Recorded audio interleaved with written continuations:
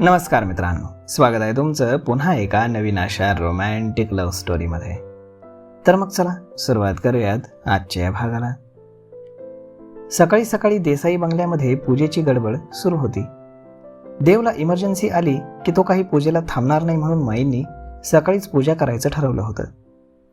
रमा, अगं आवरलं की नाही तुझं? गुरुजी येतील इतक्यात, माई बोलल्या. प्रसाद बनवायचा राहिलाय माई, रमा म्हणाली. आणि पूजेची सगळी सामग्री काढून ठेवलीस का? हो माई, फक्त मांडायचं बाकी आहे. गाथा येणार आहे ना, ती सगळी मांडणी करणार आहे, रमा बोलली.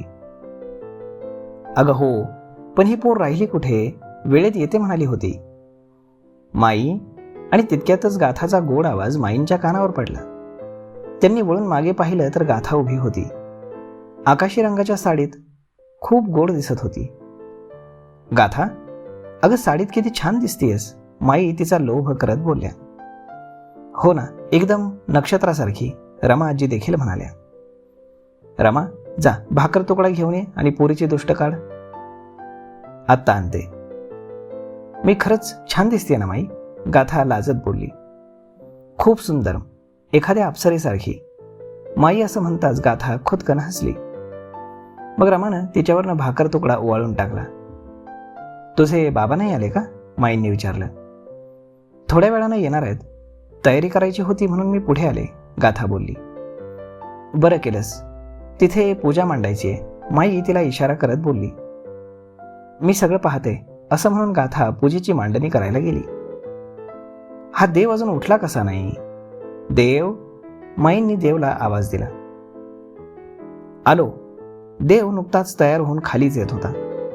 त्याचा आवाज ऐकून गाथाचं हृदय धडधडायला लागलं. माई, आज कोणती पूजा आहे? देव सगळीकडे नजर टाकत बोलला. सत्यनारायण, जा त्या मुलीला मदत कर, माई गाथाकडे पाहून देवला बोलल्या. देवनं गाथाकडे पाहिलं तर ती त्याला पाठमोरी होती. ही कोण? देव भुवया उंचावून बोलला. तुझ्यासाठी शोधलीये मी. व्हॉट? माझ्यासाठी? पण कशाला? तुझ्या हॉस्पिटलमध्ये डॉक्टरांची कमी आहे ना, म्हणून शोधली. देव न समजून माईकडे पाहू लागला. अरे गाढवा, तुझ्यासाठी एक स्थळ आलंय. ही मुलगी मला माझी सून म्हणून फार आवडली, जा भेट तिला, माई बोलल्या. आर यू किडिंग माई? No, I am serious. मला हीच मुलगी सून म्हणून हवी आहे, जा बोल तिच्याशी. खास तुझ्यासाठी मी आज तिला पूजेला बोलावलंय, असं म्हणून माई तिथून निघून गेल्या. देव चिडला आणि त्या मुलीकडे पाहत होता. गाथा त्याला पाठमोरी आपलं काम करत होती. तो तिच्या जवळ गेला आणि त्यानं गळा खाकरला, तर गाथाने त्याच्याकडे पाहिलंही नाही. त्यानं पुन्हा गळा खाकरला, तरीही तिनं पाहिलं नाही. ही बहिरी तर नाही ना, तो पुटपुटला. एक्सक्यूज मी, देव बोलला. बोला, गाथा अगदी ॲटिट्यूडी आवाजात बोलली. हे पहा, मला लग्न करायचं नाही, तुम्ही माईंना नाही म्हणून सांगा, देव बोलला. पण मला तर फक्त तुमच्याशीच लग्न करायचंय. मी माईंना माझा होकार आधीच सांगितलाय. आपलं लग्न होणार म्हणजे होणार. देवला तिच्या बोलण्याचा खूप राग येत होता. एकतर ती त्याच्याकडे न पाहता बोलत होती. अजीब जबरदस्ती आहे, मला नाही करायचं लग्न, मला यात अजिबात इंटरेस्ट नाहीये, तो चिडून बोलला. का? तुमच्यात काही प्रॉब्लेम आहे का? ती ओठ दाबून हसत बोलली. What rubbish. चिडू नका, असे प्रॉब्लेम्स फार लोकांना असतात, त्यात घाबरायचे काय? आजकाल अशा प्रॉब्लेम्सवरती खूप साऱ्या ट्रीटमेंट्स आहेत. तुम्ही डॉक्टर असूनही तुम्हाला माहीत नाही? स्वभावामुळे ती त्याची खेचत होती. व्हॉट द हेल.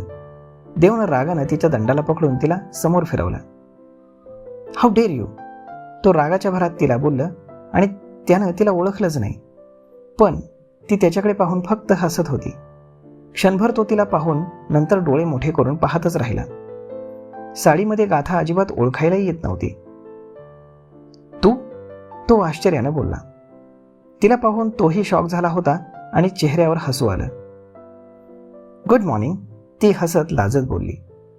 त्यानं तिला वरून खाली निरखून पाहिलं. साडीमध्ये ती खरंच खूप गोड आणि सुंदर दिसत होती. वाटलंच नव्हतं की तिचं बालिश वेस्टर्न ड्रेस घालणारी तीच गाथा आहे. कसं वाटलं सरप्राईज? माई बोलल्या. मग देव आणि गाथाने माईंकडे पाहिलं. माई, तू हिला इथे बोलावलंस? देव बोलला. हो, तू तिला मिस करत होतास ना, म्हणून बोलावलं. आणि देव काही बोलणार तितक्यातच गुरुजी आले. नमस्कार माई. नमस्कार डॉक्टर साहेब, गुरुजी हात जोडून बोलले. नमस्कार गुरुजी, या, माई बोलली. पूजेची सगळी तयारी झाली ना, गुरुजी बोलले. हो, तुम्ही सांगितल्याप्रमाणे गाथाने सगळं मांडलं, एकदा पाहून घ्या, माई बोलल्या. गुरुजींनी पूजेची तयारी पाहिली. खूप छान. बस या चौरंगाभोवती रांगोळी काढा, गुरुजी बोलले. मी काढते रांगोळी. कुठे? गाथा बोलली. देवघरात असेल, जा, रमा देईल. या गुरुजी, आपण बसून बोलू. मला जरा तुम्हाला 2 कुंडल्या दाखवायच्यात, माई बोलली आणि गुरुजींसोबत हॉलमध्ये आली. गाथा, हा काय प्रकार आहे? देव गाथाकडे पाहून भुवया उंचावत बोलला. मला काय माहीत, असं म्हणून गाथा तिथून निसटली. या मुलीच्या डोक्यात कधी काय येईल सांगता येत नाही. मला माईंशी बोलावं लागेल, देव असं म्हणतच माईंजवळ गेला. या पत्रिका पाहून लग्नाचा मुहूर्त काढा. माईनं गुरुजींना देव आणि गाथाची पत्रिका दिली. डॉक्टर साहेब लग्नाला तयार झाले तर गुरुजी देवकडे पाहून हसत बोलले. तो कसला तयार होतोय? मीच मागे लागलीय त्याच्या होकाराच्या भरोश्यावर बसले असते ना, तर सोनमुख न पाहताच या जगाचा निरोप घ्यायची वेळ आली असती माझ्यावर. माई, देव थोडा चिडून बोलला. माई बरोबर बोलतायत डॉक्टर साहेब. आयुष्याची डोर त्या परमेश्वराच्या हातात आहे. तो कधी सोडेल याचा भरोसा नाही. त्यामुळे वेळेत सगळ्या गोष्टी करून घ्याव्यात माणसानं. गुरुजी देखील देवला समजावत बोलले. माई, रांगोळी काढून झाली आहे, गाथा तिथे येऊन बोलली. हीच काही मुलगी? गुरुजी गाथाकडे पाहून पत्रिका पाहत बोलले. हो, ही गाथा, माई बोलल्या. छान आहे.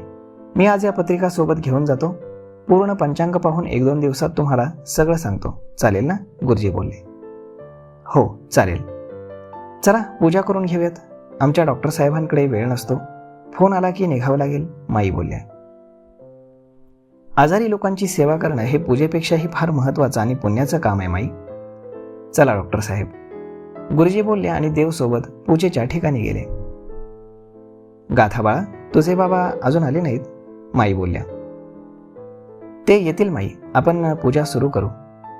देवला जास्त वेळ देता येणार नाही ना, आणि पूजा अर्ध्यात सोडून जाणंही बरोबर नाही, गाथा बोलली. ठीक आहे, जा, बस त्याच्यासोबत मी आलेच, माई बोलली. गाथा देवसोबत मग पूजेला बसली. देवला ते बरोबर वाटत नव्हतं, परंतु गुरुजीसमोर तो माईंना काही बोलूही शकत नव्हता. मग गुरुजींनी पूजेचे मंत्र म्हणायला सुरुवात केली. माई, रमा त्यांच्या मागे बसल्या. त्यानंतर शिव देखील तिथे आला. त्याला पाहून गाथा हसली. पूजा अर्ध्यात आली आणि गाथाचे बाबा आणि समीर देसाई बंगल्यामध्ये आले. नोकरांनी येऊन हळूच माईच्या कानात सांगितलं. माईने त्यांना देखील पूजेत सामील व्हायला सांगितलं. मग समीर आणि गाथाचे बाबा सगळ्यांसोबत पूजेला बसले. त्यांची नजर सगळीकडे फिरत होती. देवचा बंगला भरपूर प्रशस्त होता. गाथा देवसोबत पूजेला बसली हे पाहून समीर आणि बाबा सुखावले. देवने खरंच माईंचा शब्द पाळला याचं त्यांना कौतुक वाटत होतं. तर मग मित्रांनो, एवढं सोपं आहे का लग्न होणं? मला तर वाटत नाही. पाहूयात पुढच्या भागामध्ये काय घडते ते. तोपर्यंत तुम्हाला आजचा हा भाग, ही लव्ह स्टोरी कशी वाटली हे तुम्ही आम्हाला कमेंट करून नक्कीच सांगा. आणि जर आवडली असेल तर आपल्या जवळच्या मित्रमंडळींसोबत देखील हा व्हिडिओ तुम्ही शेअर करायला विसरू नका. धन्यवाद.